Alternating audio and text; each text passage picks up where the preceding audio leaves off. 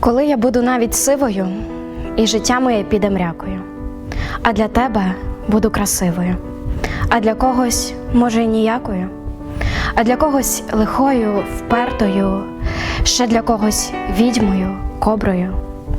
А між іншим, якщо відверто, то була я дурною і доброю. Безборонною, несинхронною ні з теоріями, ні з практиками, і боліла в мені іронія всіма ліктиками і галактиками. І в житті, як на полі мінному, я просила в цьому сторіччі хоч би той магазинний мінімум. Люди, будьте взаємно вічливі. І якби на те моя воля, написала б я скрізь курсивами: так багато на світі горя. Люди, будьте взаємно красивими.